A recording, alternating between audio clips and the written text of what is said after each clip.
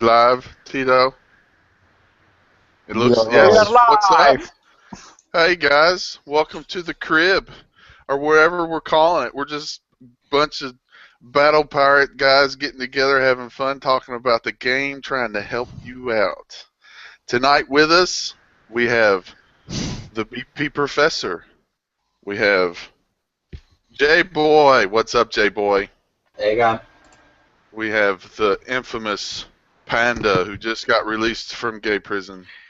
We have Coming for we have God. Earth, of course. And then we have Rig Pig. You'll know him because if you're friends with him, when he posts his videos, you get 1,000 pings right there. And then me. Tonight, my name will be, I haven't put it in, but it's going to be Knobtard99. Starting it over to you, Arf. Why don't we just call you Ginger Balls? That'll be my name next week. Okay. Okay, guys. So basically, tonight's show's all about the update from yesterday with the retro pack. I think Larry's got some slides for us to have a look at in a minute. Also, we're going to be discussing something that's come up today about a possible VXP repair modifier as well. So, well, we can get onto that in a little bit later. So, whenever you're ready, Larry, we can just about get off, I think. Okay. So I'm going to talk about, first of all, the new Proto-Mastodon. And this is kind of a beast. So Kickside finally released this new campaign that they kind of teased us with a couple weeks ago when they accidentally put it on our campaign list. It's called Snowfall. And it, just like all the other campaigns, it's got 3 prize packs. So you've got prize pack 1 has the SCX, which is pretty nice if you don't have it. Prize pack 2 has got the Siege F, which is kind of obsolete. And the Mastery prize is the Proto-Mastodon. So this chart here, I compared it to the regular Mastodon and highlighted all the stuff where the stats changed. So you get more armor, more turn, more evade, more defense, more reload, and a little building damage bonus. Oh, and there's more. You get the cryo launch override. And sorry guys. And so another random missile launch where it launches these cryo missiles that leave little cryo fields and work like you see other cryo fields. I think it does about 4K damage as well. Those cryo fields. Is the range the same? I can't see. Yeah, the range. Yeah, the remote targeting range is the same. Yes, Okay. 75% extra. I mean, let's be honest. Mastodon's pretty powerful anyway. So you add in this extra cryo launch override, which I'm assuming does exactly the same as all the other cryo fields, which reduces the defences and everything else like that. So you're going to get reduced defense from the cryo missiles, extra damage from the cryo missiles as they land, and every other missile that hits subsequently, whilst the cryo field's in action, is going to do more damage than what it normally would. So let's be honest, it's pretty strong, is my sort of thoughts on it. Yeah, Yep. I agree with that. It will be likely the Harlock with the Atlas, the normal one. This will be, and it's, if you pointed it to slow things down, it's going to be crazy. When you can hit with the remote retargeting and just keep them away always. But we will see how often that comes. So I've got 2 already out, and actually the cryo missile's quite regular, and it just like a cryo explosion every time it hits. And I think the good thing as well is even if the target is destroyed, it will still, even though all the missiles plow into the water, you still get the explosion as well. Definitely, if you can get it. It's very well worth the investment, and obviously it's a lot quicker in battle with the turn speed as well, so you can actually use it for judging. But I think one of the big things I've been looking at it is for my base. Try and get the extra cryo effect with my Wendigo and maybe put some cryo launches in there, but it's the cryo missile's quite regular. The only thing that I would say about that is, with the Frosty instantly, extinguishing it, is it really going to be that much of a massive deal in base, really? I mean, It's a good shout. I think I don't struggle with the Frosties, the lead. It's the Hellhounds that are hurting me. The Hellhounds with that new ship with S launchers. I'm just trying to figure a way to stop them. yeah, that's a fair comment. I'll bring it up. I'll go and do a dredge if you want with one. Show you what the cryo missile launch rate looks like. I mean, I'm okay with this. I think it's a cool hull, and there's a lot of things you can do with it. The issue that I have with this is we finished the raid Monday morning, and Tuesday morning we have another ship to win. And I almost wish, I wish honestly that they would just get rid of the raids and put campaigns in, put ships in campaigns, so that we could grind out to win a ship whenever we wanted to. I agree. Instead of adding all these holes. I mean, because I don't know. It just aggravated me. That we just did the raid, and then 2 days later they put another ship in the game, and I didn't like that personally. Can you see my screen? Yeah, we can see. Okay. Please just note, Panda is a noob for calling cargo a dredge. And you were lucky it didn't come into the retrofit pack, so you would be just using Uranium to upgrade them just to get them removed. Can you just share your screen up now? Sorry? I was just saying, could you share your screen up? Panda screen. Yeah, it is on. Now everybody can see it. So the cryo. The circle? No, the blue missile. There's one, there's two. Oh, yeah, I see him now. Screen's blurry. Yeah, Four, it has some sort of a stripe. 6. So you got seven cryo missiles there. And are those legendary already? Or they are not because all stacked together? Sorry? They were legendary or not? Because all was No. They're at 25%. I'm doing it the hard way. Okay. Can't even click on the right base to record his fleet, though. looks like they are quite exaggerated and often coming out. It don't matter how much Panda says it, otherwise he's a noob. Okay. Hey, you got seven messages there. Are they butthurt? Is that butthurt messages, Panda? Yeah, always. We're upset the setter at the moment. Yeah, it'd be really interesting to see what that cryo missile does with Hellhounds as they come into your base if you were to have that as a guard with the Wendigo and other cryo turrets. So there you go. I'll spread them out to you so you can see the rank. Yes, thank you. Yeah, I think they are coming too often. And you see the way they'll still hit the water even if there, boom, still hits the water even though the ship's gone. Yeah, give it a week. Kicks our sort that out. They're gonna nerf it, baby. And did anyone else notice the glitch on the new ship? It overloads. If it goes out of a battle on an overload, it goes in on an overload every time. Oh yeah, I saw you blow up when you first came in that first battle. Yep, because it left the last battle on an overload. It goes into the new one with an overload. Huh. Fair one. Has anybody else got anything else they want to say about the new ship? Or are we going to move on? Just some things I heard about the difficulty on getting it that blasted Kraken. Yeah, I mean, it's not. If you think about it, I mean, the stats on it are crazy. There's like 62,000 armor points, 80% missile defense on it, like 60% concussive defense on it.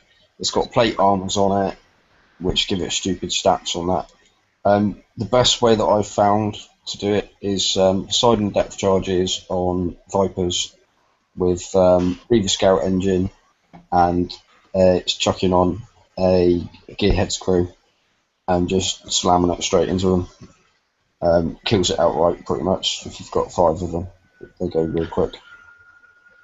Ewok in chat, he says, is it worth putting fuel air munitions on my outpost for my apocalypse mortar? That's off topic, but I thought I'd ask it for him. Oh yeah, it's probably going to help a little bit, isn't it? It's going to give you the extra speed for them to come in. Anything off topic that deals with Star Wars, I gotta ask. That's Noob Walk from my alliance anyway, so you can ask me later. Noob Walk. All right, sorry. Go ahead. All right. Should we go on to the retrofits then? Yeah, just as well, I think. Okay.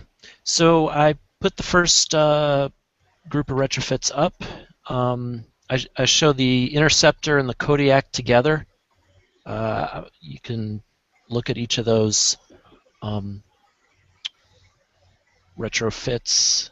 Interceptor adds cargo at R1. All these add cargo at R1. Defenses at 2, 3, and 4, and missile damage at R5. And then the Kodiak adds cargo at R1, explosive defense at R2, building damage at R3, anti-mortar accuracy at R4, and armor ability at R5. And I know a couple people asked me earlier, this is the same kind of armor abilities that the Jug X gets and that the Hellstrike gets at R10. So 25% isn't as big as as those other hulls, but it's still nice. It still turns an armor that does, for example, like evade D5E does 10%, changes it to 12.5%, but that's still right. Fair increase. When it says the armor ability, so just to clear this up, Larry, it was on the page before. Just explain to everyone what that actually does. Well, Irf just gave the example. So it increases any sort of armor bonuses that you get by that percentage. So in this case, it's 25%. So things like evade, resistances. If you're using V armor or T armor for speed, that'll be a little bit faster, a little bit better turn. Again, you just take whatever bonus it's supposed to have and multiply it by, in this case, 1.25. So again, in that example, if you get a 10% evade bonus from D5E, it becomes 12.5 per piece of armor. Perfect, thanks, man. That should clear some confusion up off the page today. Now, Larry, on your just take for instance the Kodiak there. Is that the total uranium needed? Is that a total for all 5 or just for R5? That's the 150. Total for 1 through 5. Okay. So like on the MCX where it says 375,000, that's the total from 1 through 10. Okay, cool. I'm glad that they reduced that. I mean, when I heard Kodiaks were coming out, I thought that it would be an astronomical amount of uranium. When I saw R1 was just 2,000, I was kind of shocked by that. I mean, it's cool that it seems lower anyway. Yeah, well, each of these retrofits, I think we were talking in the pre-show. Each of these retrofits is pretty mild. I mean, they're nice. It's always nice to get more resistance or more damage, but they're not astounding. So, I think the uranium needed is reflective of that. Yeah. Yeah. I mean, the Kodiak. I mean, I think the reload and the armor buffs are the best thing about that. Do you have another slide for the Nighthawk?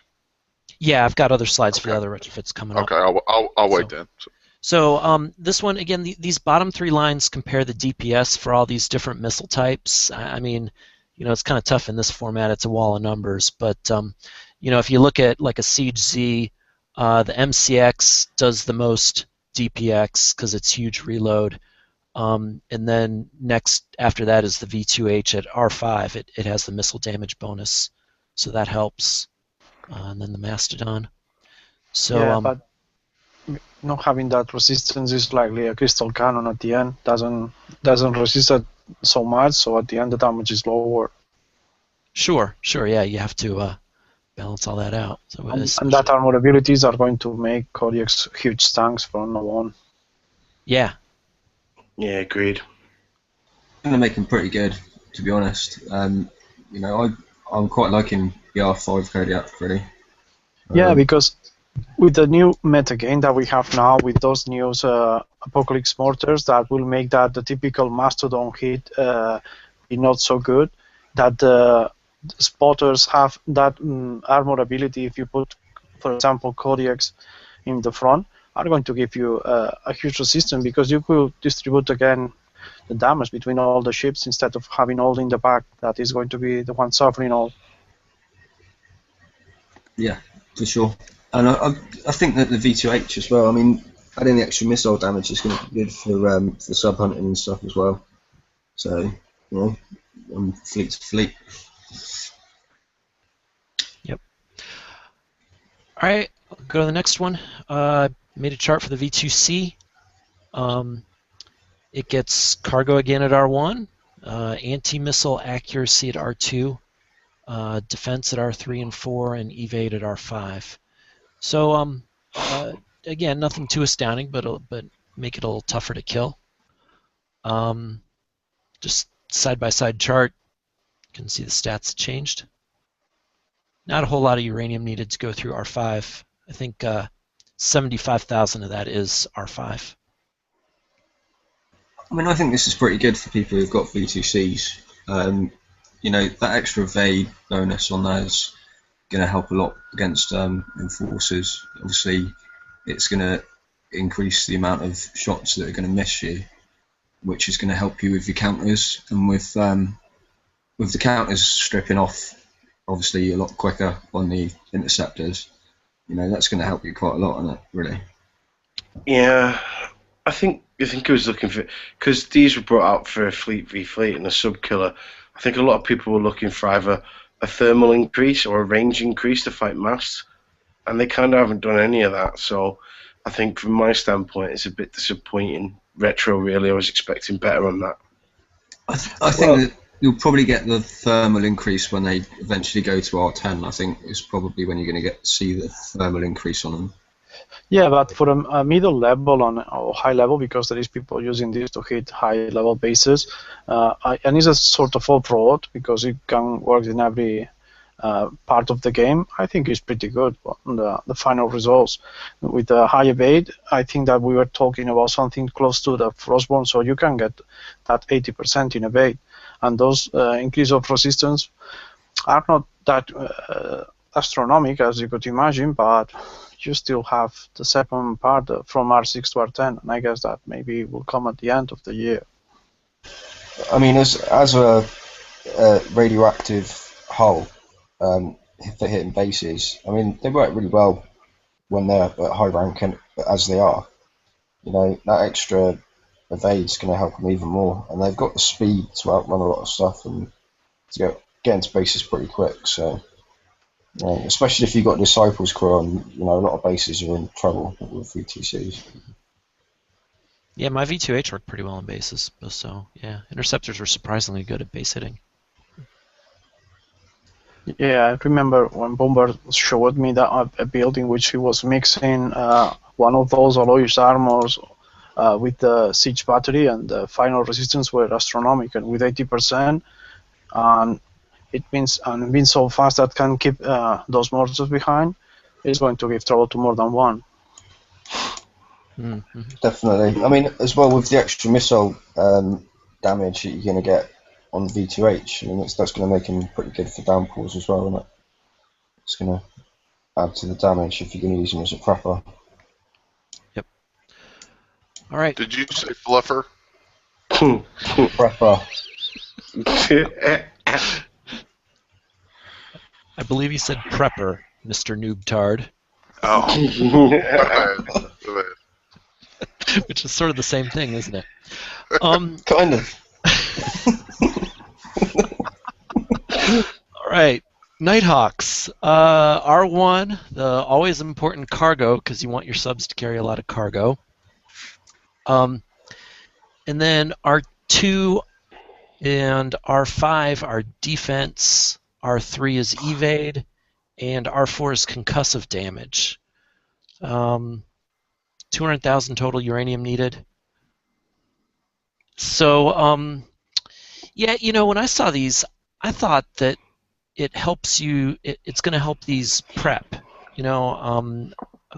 Pain Train just posted that video of him prepping a whole bunch of bases with Nighthawks, and you saw, and not many people do it well, but you saw how he kind of rolled around in the back of the base through a surface cycle and then went back and killed more ships, and this will help you do that while taking less damage. Yeah, I mean, it's definitely going to help in it. I mean, your main issue is going to be your executioners and stuff like that when they surface, because they've got obviously such a big range and such a small inner range. So, that's going to be your main issue if you're surfacing in bases. Obviously, by the Wendigo, because Wendigo is going to hurt them pretty bad as well. I don't know the others of you, but for me, just R4 is worth something because that evade, you're not going with the evade place normally to hit the base because you want, with those long channels, you need all the speed of steel. So normally you don't go with evade. So from 0 to 10%, the difference is so small that missiles are going to hit you anyway.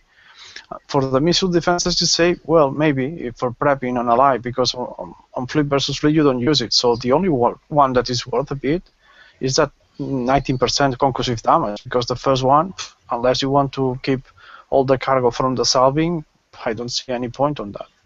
Well, no, you've also got to think as well. I mean, if you're a little bit short in trying to get away, if you're ducking and diving and get in fleet to fleet, and someone's got missiles, that missile defense is going to help you if they just manage to get just like one volley off at you, Yeah, but don't you think they could have get better retrofit from this one? Like, for example, a bit of turning like they did with the CUDA? Yeah, but the trouble then is that what you're going to do with the Phantom Nighthawk. It can't go any better than the Phantom Nighthawk, can it, really? You know what I mean? It's unless you're going to do the Phantom Nighthawk as well at the same time for return speed, there's not a lot you can do. The missile defense will help you against executioners when you have to surface. When you're running around the base, that's good. But I agree with Tito. I think they should have done the turn speed and probably adjusted the Nighthawk to compensate with it as well. That's just my opinion. Yeah, because at the end, if they put the Phantom like somebody I know that uses with the Reaper, so he cannot get spotted, it doesn't matter if the speed is different. Yeah. No. Well, I mean, they shouldn't. I mean, to me, they shouldn't. I mean, if you're going to refit the Nighthawk, I think the benefit should be to both. Even though the Phantom's better, and the stats are better, but I mean, like turn speed, for example, that is clearly, to me anyway, clearly the biggest downfall about the Phantoms. And maybe they'll put that in R6 through 10, but I don't. I was personally disappointed in.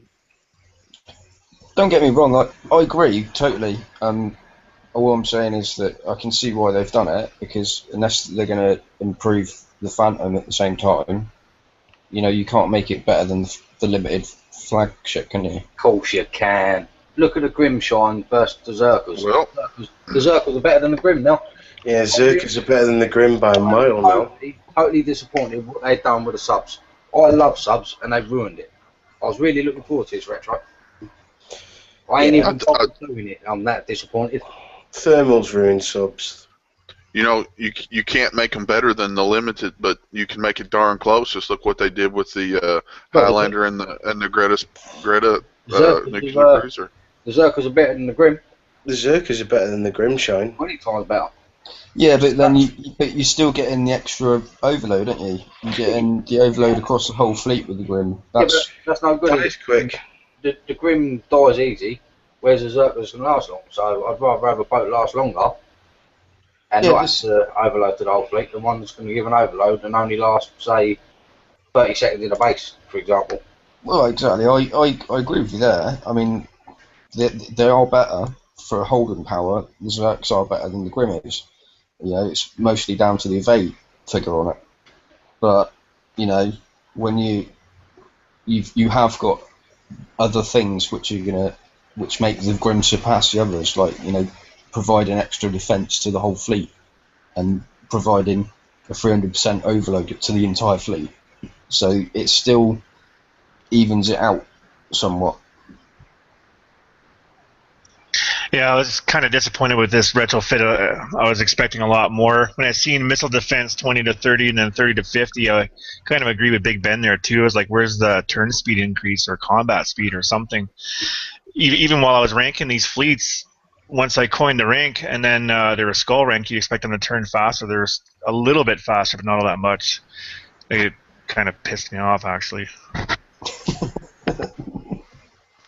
I mean, I went with engines on mine and dealt with, once I got it ranked, I'm dealing with the turn speed. I mean, it's slow as sin, but that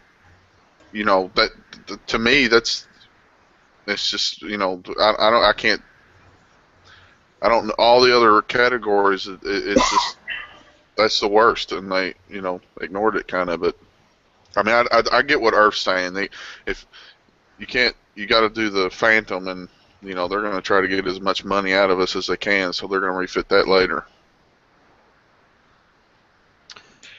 Right. I think, sorry, just one last thing on that. I think looking across the board on all them subs now, like if you look, like Spectres are really good at base prepping, Nighthawks. Reapers have come on their own only because you can retro the stealth abilities, but actually Thermal's kind of killed a lot of the subs at the moment. When was the last time you got hit by Nighthawks or Specs to prep your base? Yeah, you don't. Long time. Yeah. Someone tried it the other day and failed miserably, but yeah. So, but that's the thing. That's my point. I think expecting the retros to bring some sort of ability for that to come back in, so we're not just relying on Reapers all the time. I mean, my subs are sitting at what, 9,500 armour, and what with all the turrets in bases, things like that now, I know they'll die. As soon as they come out, they'll die. You've got Deadeye, people still got that. Then you've got the Wendigo, and then this new mortal as well. You've got no chance of subs getting through a base now. Not unless you take a chance and hopefully pinch the island and not need another pinch. Or unless you're a 2 or 3 pinch person. Actually, I was really surprised. I prepped the base the other day there. I came in with my Hellhounds. There was 5 Harlocks, but I managed to sneak around the channel of the base there and destroy 2 of them before I got waxed out. Or else I never would have made that base. Never.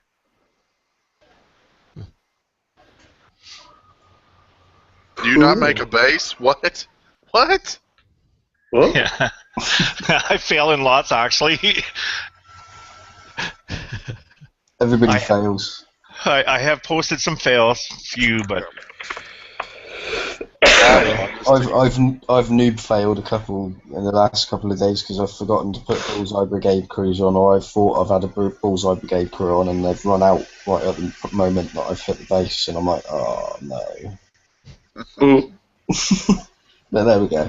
Never mind. We're on to our biggest slide every week without fail. Yep. Bug fixes and tuning. Nothing important this week. No. There's that first one. I noticed the graphics changed a little bit, but a little bigger X or whatever. But yeah, really nothing too much here. Some graphical stuff. Larry, it's funny that they are fixing these bugs, and the first thing I noticed Tuesday night when I logged in was all the freaking bugs and glitches that they somehow put into the game. I mean, it was like the random bar locations. I loved the way my water in the base was repairing. I thought that was a brilliant one. Yeah, your water is repairing, brilliant. Yeah, that's excellent. And your water is refitting.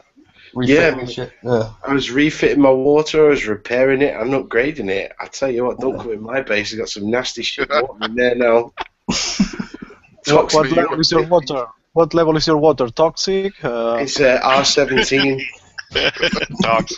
R17. My water cost me 225,000 uranium to get that toxic, plus a little bit of panda piss. Damn You know, coiner. you go through the tower and your fleet's invisible. Oh, You that know, was an epic one. I love Yeah, I that. saw that one Yeah, yesterday. that reminds me when the Phantom came out, that people say now nobody can see on the map, and I said, hey, with a bit of luck, I can do the same with any ship. But since that glitches come and go all the time.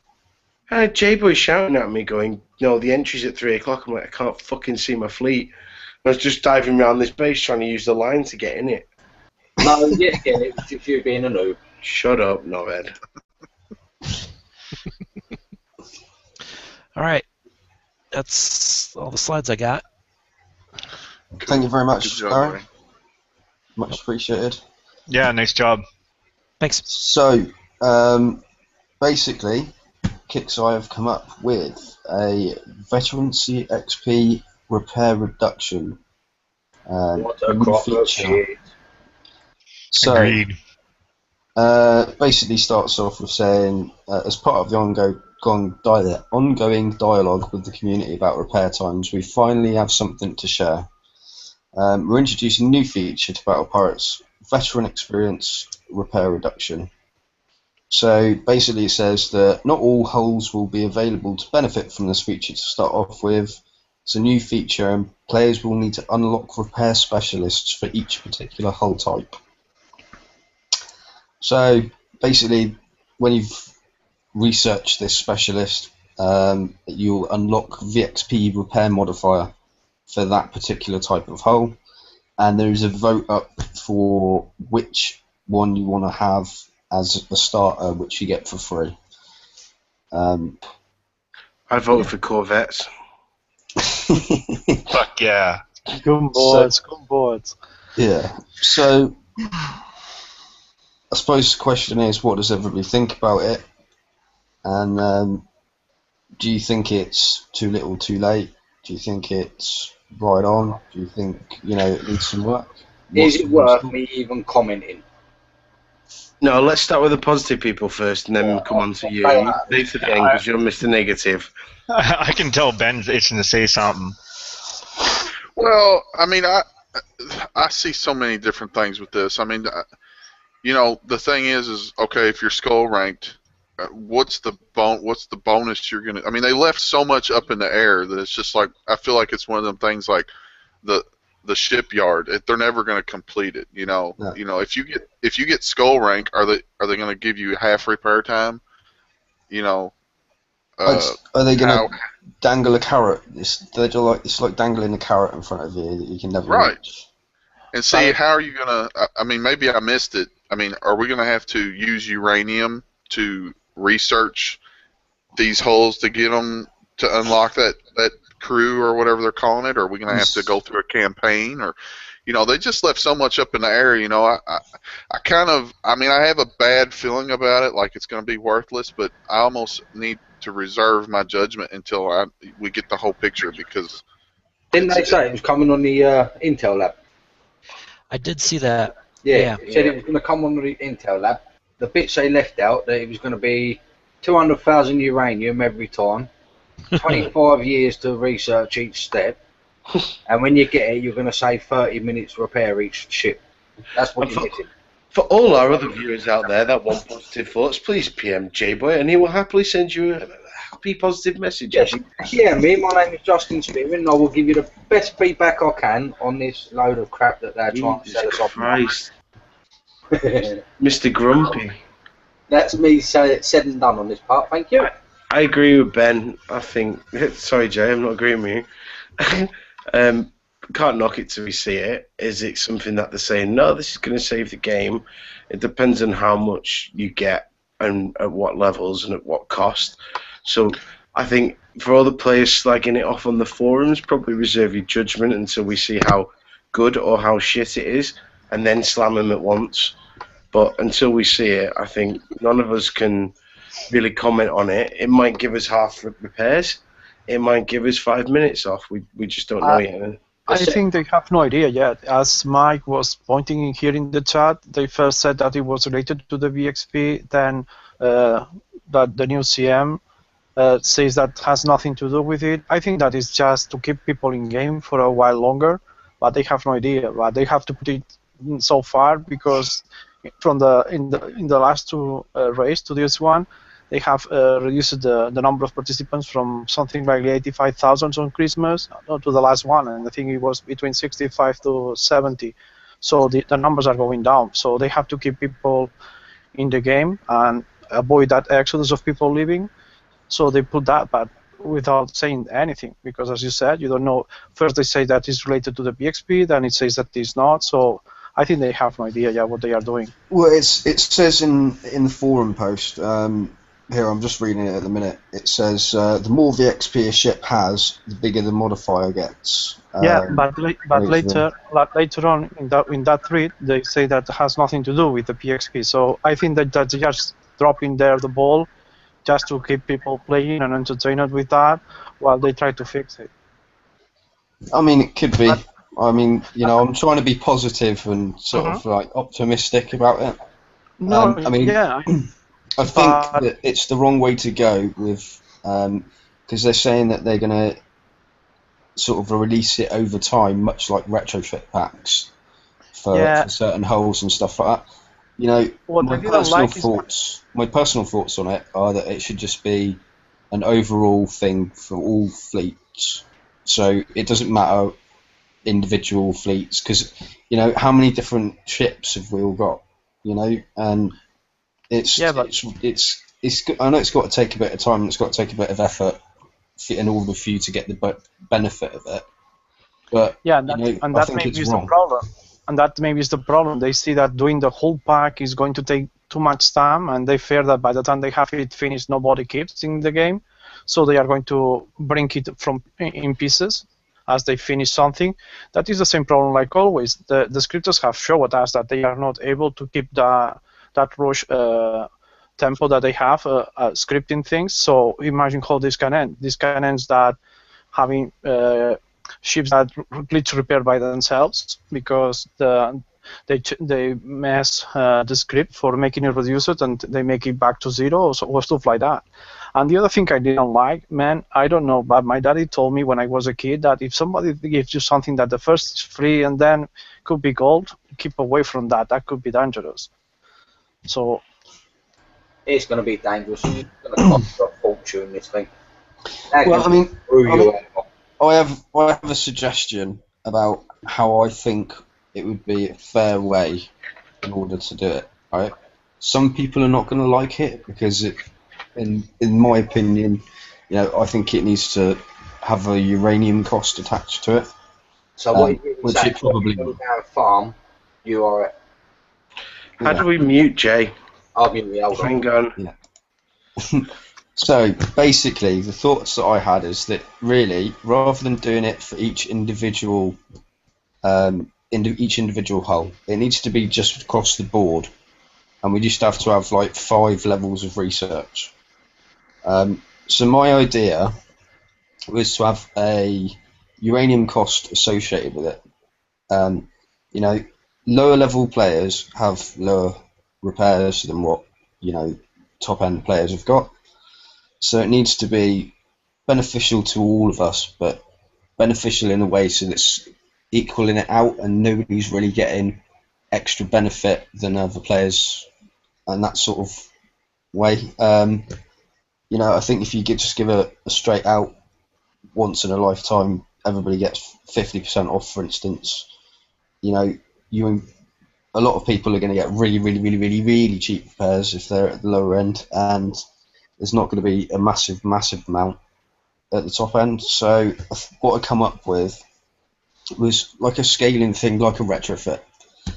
So the first couple of levels, you come in, say, level 1, 5,000 uranium, 10% off your repairs across the board. Level 2, 25% off. A realistic amount of uranium, say like 15k or something like that.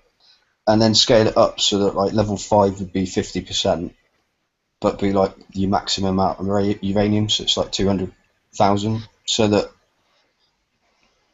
you're required to sort of push yourself to get to the point where you're getting that, getting the benefit out of it. I don't know what everybody else thinks about it. I think it's sort of like a work in progress, really, on my part. Yeah, I think they're still trying to digest all the numbers and information they got from the last raid. I've seen a lot of stats with the numbers going down. I like the analogy of being used about the carrot. You know, they still have to remain business smart at some point. They can't just give everything right off the bat, so they're just basically showing the carrot now before even dangling it. Like they just have to see what the community response is. A lot of it's been negative. I've seen a lot of comments and posts in several different pages where people aren't too happy about that. They want more, obviously. I think it was funny on that post, though. I mean, some knob has actually replied, "The only way I will be happy is when you bring the glitch back." Well, clearly they're not going to do that, and it's just feedback like that. That's just utterly pointless. You know, and I'm not a Kickside lover, a fan. No, I'm not the price wrong. I say as I see it, and to be honest with you, you know, they need to sort the carrot out pretty quick before they lose another 10,000 players in a couple of weeks. All I say is I hope Kickside proves me wrong. I've called it how I see it, and I do hope they prove me wrong. I think pretty much every comment I've seen has been that to do it in stages, so it's each one hole at each time, is stupid. It needs to be across the board. That's why I come up. That's why I come up with the 5 levels that you have to research and work it through that way. I think they've done one at a time because it's going to take a couple of months each one to get it researched, so they give you enough time to get the next one going, you see. Right, a lot of that's going to be trial and error too. I'm sure they're going to make a lot of mistakes along the way and try and figure shit out. I like your idea, Irf, though, about trying to find a balance on that from all the different levels, so that it's just not bam, here it is for everybody. Yeah, I mean, to do it with individual hull types, I don't think's right. Though I think it needs to be across the board, really, because I think otherwise people who have got, for example, if they come out with the interceptors, right, they're on the actual vote itself. It's only going to be either one variant of the interceptor or the other. You know. Right. I couldn't agree more. I'm sure there's lots of people that are watching have a ton of hulls they've never built before. So if they come out with this thing where there's a prepare modifier. My point about it is some people aren't going to have the V2Hs built, but they're going to have the V2Cs built, right? Some people aren't going to have any interceptors built at all. So why should people who've got them built, they've taken the time to build them, but other people have prioritised on different things, why shouldn't they be getting the same benefit as everybody else is getting just because they've got interceptors? And the amount of mixed fleets out there right now, if you say brilliant example, the Zerks are the first ship chosen, so your Zerks get 50% repair modifier, but your Mastodons and your Froster doesn't, you're actually only bringing your cost down by a minimal amount. Whereas if you do it across the board, then every ship in that fleet comes down. Actually, it's more effective. I think the only thing that, looking at chat, is how do lower players get cheaper repairs this way? That would be the question back off that. Well, I think that the lower players are going to get cheaper repairs, but it's going to be, they're going to have to build up as their tech increases. They're sort of they're going to be able to get more uranium, aren't they? So I think if you've not got the tech in order to get the uranium that's going to be required to do level 5, your repairs probably aren't going to be high enough to warrant having 50% off compared to like what some of the players. If your highest fleet that you've that you've got takes 8 hours to repair, and you're getting 10% off of it, you're still going to have like a lower repair time for your top fleet compared to like top level players getting 50% off. You're still going to balance it out so that you've got the same amount of downtime, if you like, between the two. And then obviously as you progress up and your tech level increases, you're going to bring it down so that you're just leveling out the repairs a bit, if you know what I mean. I think it's sort of just leveling the sort of playing field really for repair times. I think Well, that. Go on, Ben. So that well, the thing is that if doing one at a time is not going to work for a lot of reasons. You're either going to have to do it all, like you're saying, Earth, or you're going to have to do them in chunks. Like, have 5 or 6 ships grouped, kind of like how they do in the retrofit lab now. Like, group some ships together and refit that group of ships, because ships go out of style in this game so fast that people already get pissed off that by the time you win the hull in the raid, build them 4 months later if you don't coin, and then rank them, which takes months and months, and then you're going to retrofit these so that you can be repair time. Well, they're not going to be, they're going to be almost not usable by the time you get all that done. Doing them one at a time. Yeah, I think you're right. I think it's great that they've started to identify the repair modifiers, but at the same time, I think actually you need to look at repairs and build times as one to actually give people a chance to use these hulls. See, I don't think that build time is as bad an issue as repair times, because at the end of the day, but let's look at it, right? Building ships is going to take a while, yeah, right? But if you can't repair your ships quick enough, and at the end of the day, you go out and you have 5 minutes of fun, and then you got 20 hours of repair. Who wants to go and do that? Have 20 hours of repair and have 5 minutes fun? What's the point? You're going to log on, hit one base, and then log off, stick it in repair, log it off, and then wait for your other ships to build. But this goes back to your uranium point, right? If we're going to say, right, let's give players 50% across the board, but they got to pay 250,000 uranium. Actually, if we're half the cost of the build as well, the player can go, actually, I can build a fleet to do that in half the time and then go and get that as well. So it's a 2-for-1 thing. Whereas at the moment, it's like they can't get to that level to compete. Yeah, I know, but what I'm trying to say is, at lower levels, your repairs are lower anyway than what like a top level fleet is, and as your technology increases, with having the lower repairs, you're going to be able to get the mini raid done, and stuff like that. You're going to have to build up that uranium, and then as you build up your uranium by doing like the mini raid, for example, and saving it up, you're going to be able to unlock each of the levels, aren't you? So it's just I don't know why it is that everybody's in culture of I need to have everything right away, right now. I've started the game 6 weeks ago and I've got to have everything that the top players have got. I think, to be honest, you've got to sort of work your way up to it. Like we did in the past. We used to have raids where only one person in the whole sector won the top prize, and then it went to 4, and now everybody's got it. I think people need to sort of realise a little bit that they've got to hone their skills and put in a little bit of time and effort before having everything. I don't think that everybody should have everything straight away.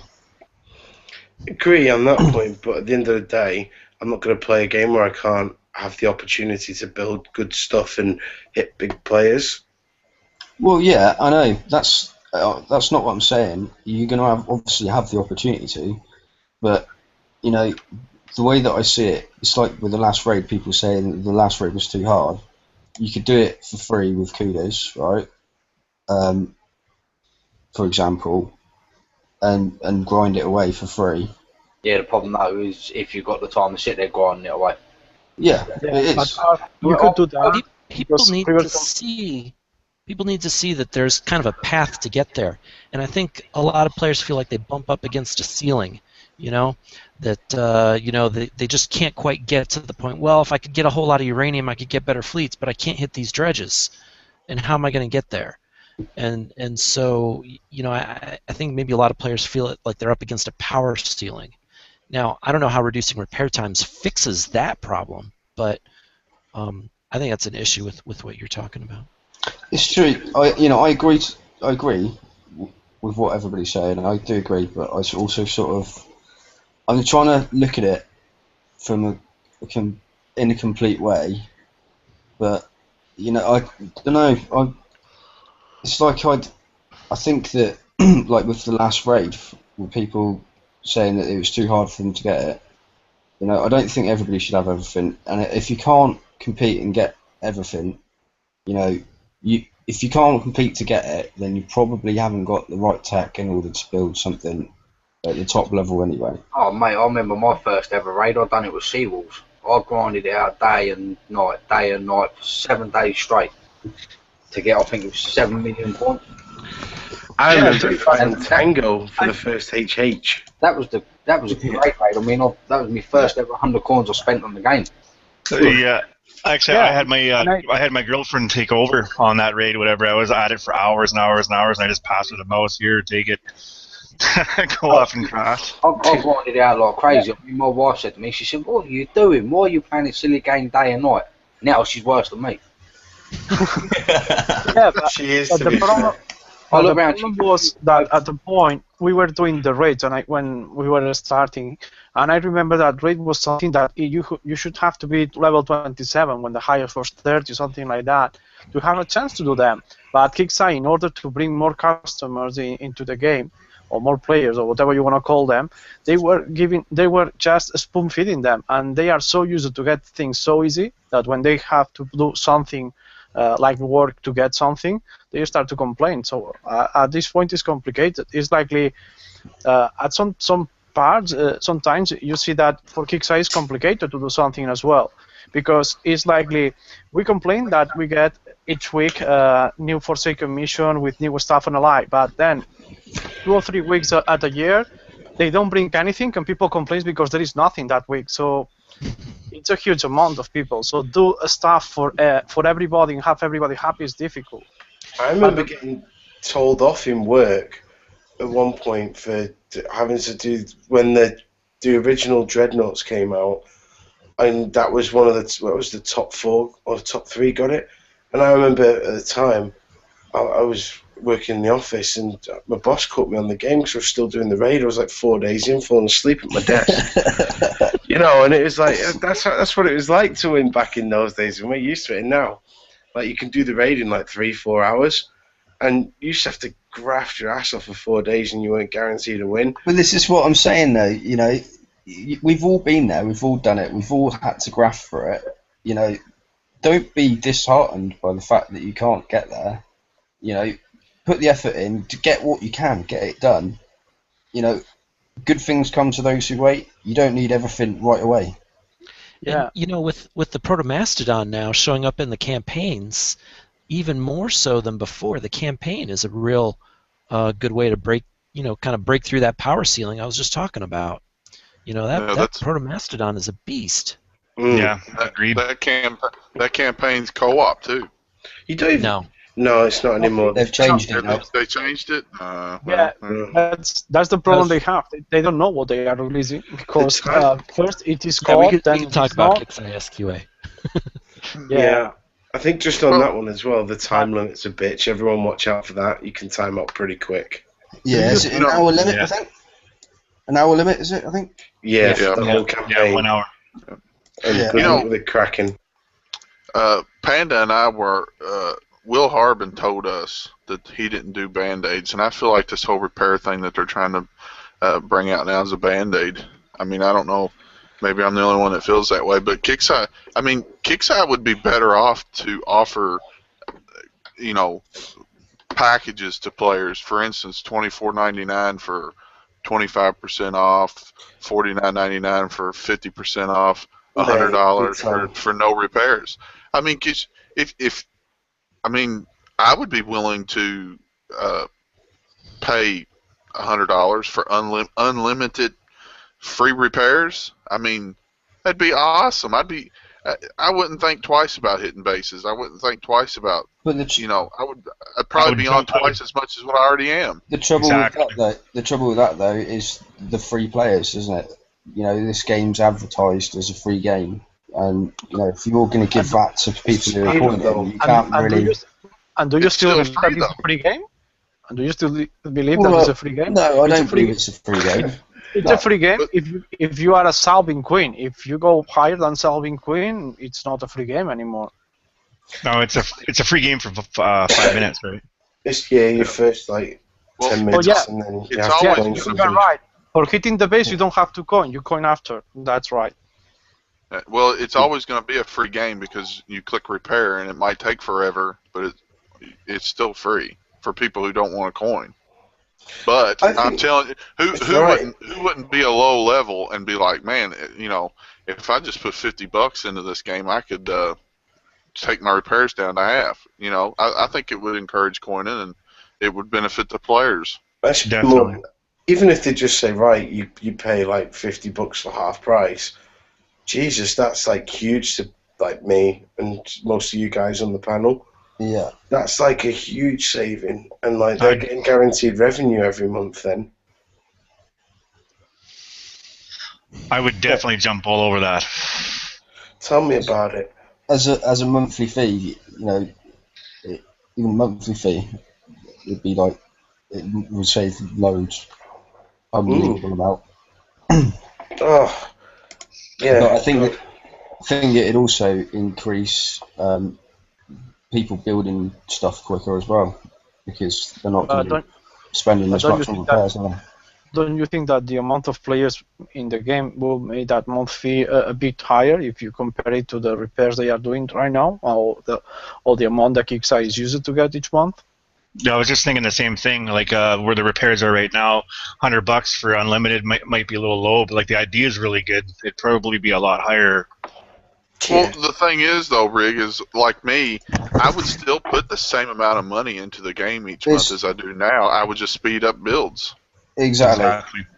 Yeah. I mean, they wouldn't lose nothing. Keep the build the same and then just have a flat fee for repairs. Yeah, well, you could even, I mean, if they're worried about if they still want a monthly thing to win prizes, make one campaign a month where your your package, if it's unlimited, it don't include when you do that campaign. Yeah. There's their extra money. You know, you can get to circumvent that. Ben, the problem with that is it's far too intelligent for their level of computing things, and this repair modifier is the way forward. Well, you know, don't get me wrong. Well, and you know, the thing is there's games out there where you pay $90 for the whole year.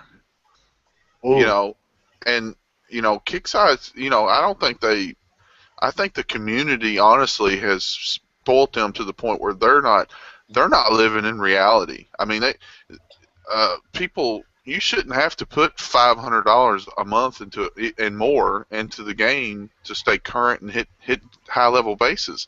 It's ridiculous. No, I completely agree, mate. Yeah. I agree with you, but the problem is that you are talking about other games that have communities about millions of people playing.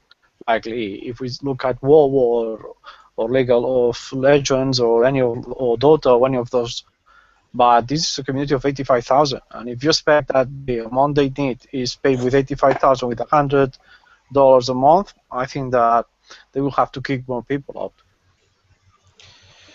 See, the trouble is that this community would have been a lot bigger if the repairs weren't so greedy. Yeah, people come into this game, they love it, but they just can't afford to keep up with the game. They feel priced out all the time. I agree with you. Yeah. They should have invested into economy that was more volume, that just few people spending that much and the rest not spending. Because honestly, spending $100 a month, I think it's a huge amount of money for a game, because there are lots of games out there that for less you get the same amount of fun or more. So the problem is that they never realized that those $100 a month were as important, and they didn't promote that, because it's more easy to find people that can afford that $100 a month than a guy that can afford $2,000 a month or $4,000. Yeah, agreed. I think where they've gone wrong as well is putting money into other platforms, other games for Kickstarter, and clearly BP's funded a lot of that. And I think that's where they've lost a lot of the community as well, because obviously Vega, Tome, and all these other ones, they had to have been funded by something. It's clearly come from BP. Well, Tome's gone now, isn't it? Because it was, well, I don't think it hit the targets that it was supposed to hit. So that's gone completely now. Tom was a very risky invest they did, because there are other games out there that they have even war matches and stuff like that, and they have nice prices. It's not like this. Here you have an event and you have to put money to play the event. In League of Legends, for example, if we talk about Tom, there is an event and you get hotel paid, travels paid, and then when you finish, if you are the first, instead of getting a hole or a blueprint for a hole, you get $5,000 or stuff like that. Well, yeah, I mean, they took on some of the most successful games in the industry, League of Legends and Dota, Defense of the Ancients. I mean, that's what they took on with Tome, and I guess they got crushed. Well, I played Tome and I liked it. Their problem is they're a bunch of knobs that don't know what they're doing, and they have retards in charge.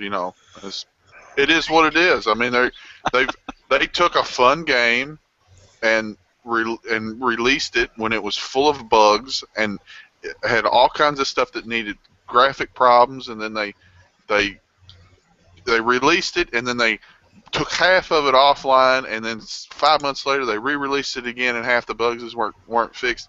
I mean,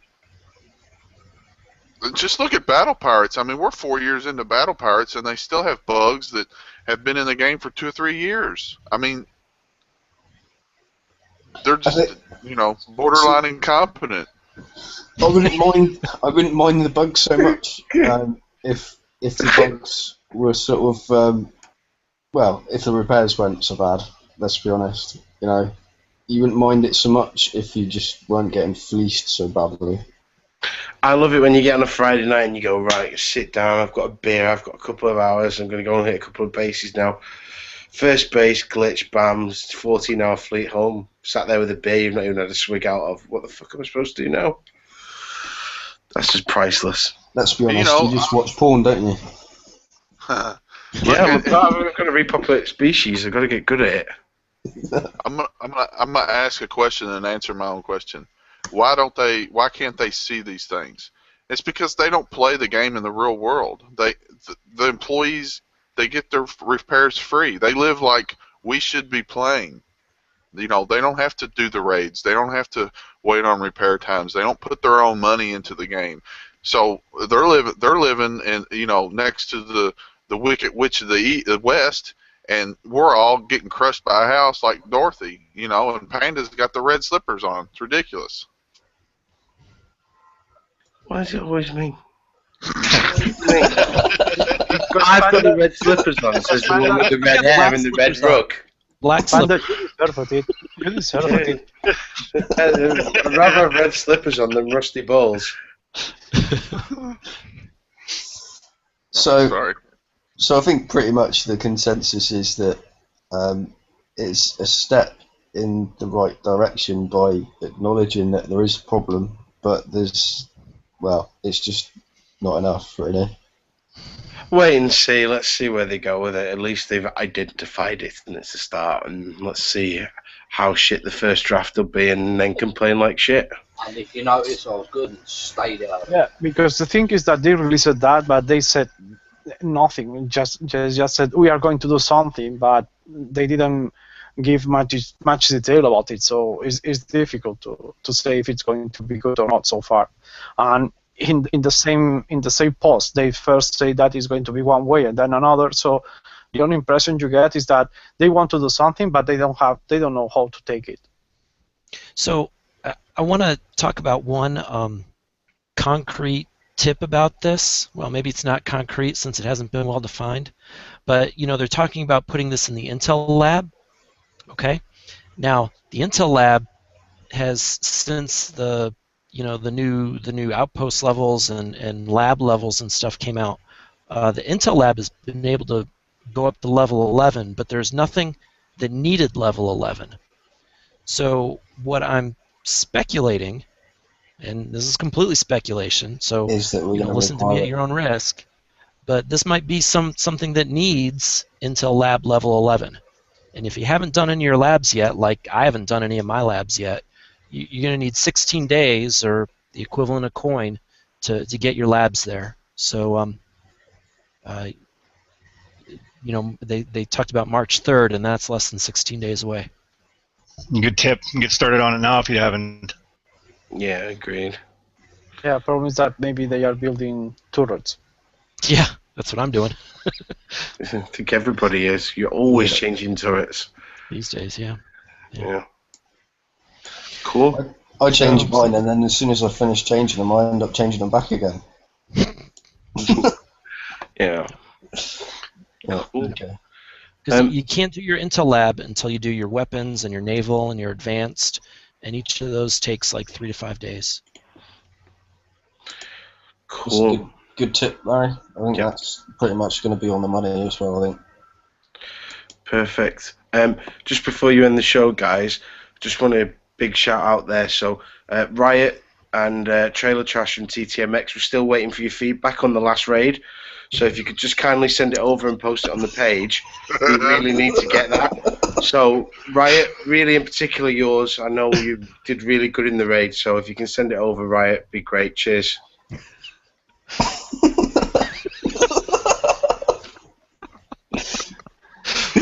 Good, love it. Alright, so I think pretty much that's us. Ben, did you want to say a couple of words? Me? Well, yeah, you know. Yeah, I would love to. The conclusion. Yeah, thanks guys for showing up. We appreciate everybody coming and the crib, and we're trying to.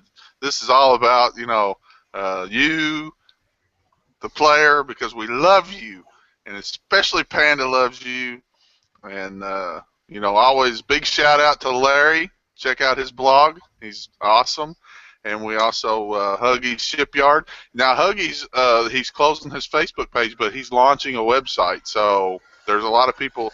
I saw several posts saying that he was quitting. He's not quitting. He launched a website, and then our unofficial blog guys. So keep them in mind. And you can check me out. Just type in Big Ben, and actually I just got done filming 50 Shades of Ben, so you can check my film out. 50 Shades of Ginger.